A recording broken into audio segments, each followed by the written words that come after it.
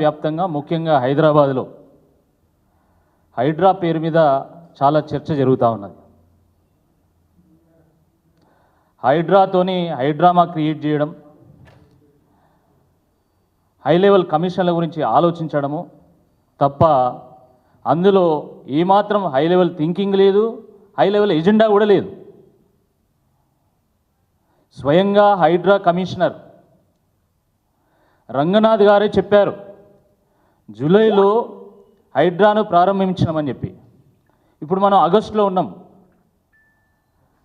అంటే వారు నెల రోజులలోనే మొత్తం తెలంగాణ వ్యాప్తంగా ఉన్నటువంటి 45,000 చెరువులను, కుంటలను వాళ్ళు సర్వేలు చేసిళ్ళు, మ్యాపులు తయారు చేసిళ్ళు.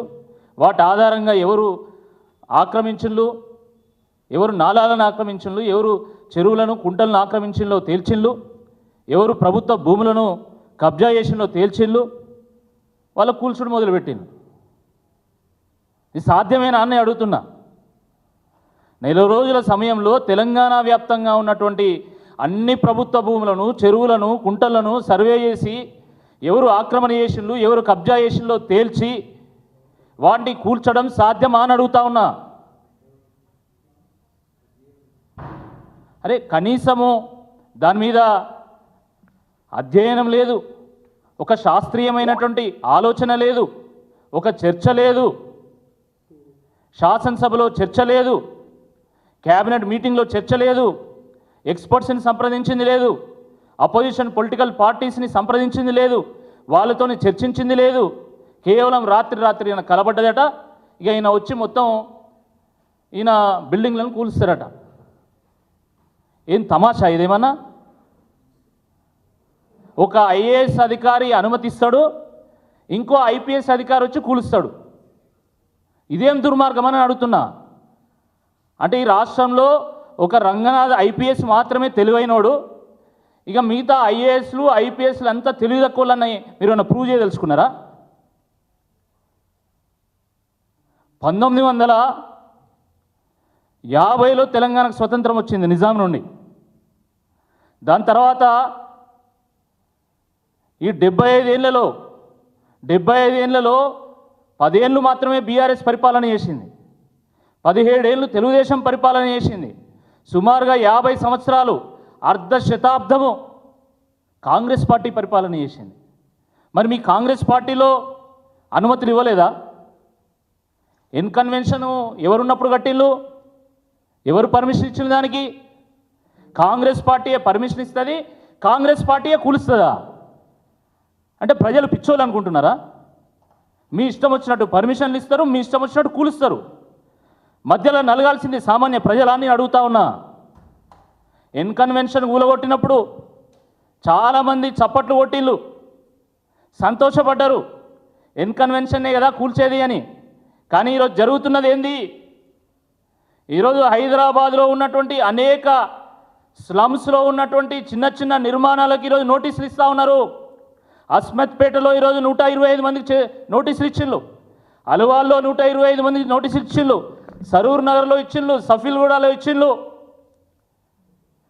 బోయిన్పల్లిలో ఇచ్చిళ్ళు, రాజీవ్ గాంధీ నగర్లో ఇచ్చిళ్ళు, ఈరోజు కాజాగూడలో ఇచ్చిళ్ళు. ఇంకా రేపు మాపు ఎవరికి ఇస్తారో కూడా తెలియనటువంటి ఒక పరిస్థితి ఈరోజు హైదరాబాద్లో నిర్మాణమైంది. ఎక్కడో ఎవరో ఫామ్ హౌస్ కట్టుకుంటే, ఎవరో బడాబాబు యొక్క ఫామ్ హౌస్ మీరు కూలగొడితే కూలగొట్టండి, అక్రమ నిర్మాణాలను కూల్చాల్సిందే. ఇది బీఆర్ఎస్ పార్టీ వైఖరి.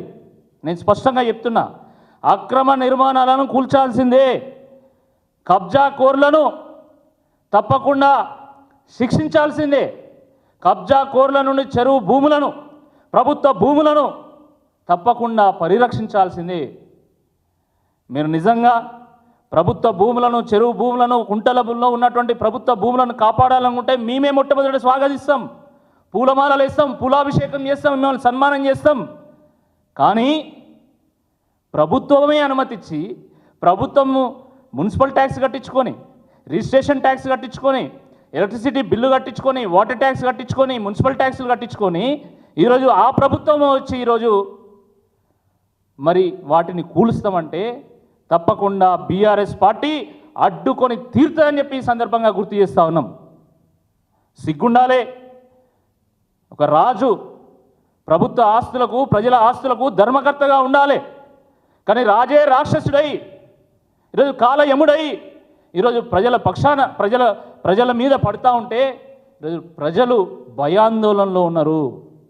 ఎప్పుడు ఏ రాత్రి వచ్చి ఏ బుల్డోజర్ వచ్చి మా ఇల్లు కూలగొడుతుందో అనేటువంటి భయంలో ఈరోజు స్లమ్స్లో ఉన్నటువంటి లక్షలాది మంది పేద ప్రజలు ఈరోజు బిక్కు అని బతుకు వెల్లదీస్తూ ఉన్నారు. ఇది వాస్తవం కాదని నేను అడుగుతా ఉన్నా. ఈ ముఖ్యమంత్రి ముఖ్యమంత్రి అయిన రోజు నుండి తెలంగాణ పరుపతిని, తెలంగాణ పతారను, తెలంగాణ పరువును ప్రపంచ మార్కెట్లో ఆటబొమ్మ లెక్క పెట్టి వాటిని అమ్మేటువంటి ఒక ప్రయత్నం చేస్తూ ఉన్నాడు. తెలంగాణ వచ్చినటువంటి తెలంగాణ ముఖ్యమంత్రిగా ప్రమాణ స్వీకారం చేసిన తొలినాళ్లలో ఆయన తెలంగాణ మొత్తం అప్పులకు ఉప్పైపోయింది, తెలంగాణలో కనీసం జీతాలు ఇచ్చేటువంటి పరిస్థితి లేదు, తెలంగాణ అసలు నడిచే పరిస్థితి లేదని చెప్పేసి మాట్లాడడం మొదలుపెట్టిండు. తర్వాత అసెంబ్లీలో అయితే ఏకంగా శ్వేతపత్రాలు విడుదల చేసిండు, ప్రపంచవ్యాప్తంగా చర్చ జరిగేటి చేసిండు. దాని తర్వాత ప్రపంచ బ్యాంకు దగ్గరికి పోయి మాకు వడ్డీ కట్టేటువంటి స్తోమత కూడా లేదు, వడ్డీ లేని రుణాలు కావాలని చెప్పి తెలంగాణ బ్రాండ్ ఇమేజ్ని ఈరోజు ప్రపంచ మార్కెట్లో ఈరోజు దెబ్బతీసిండు.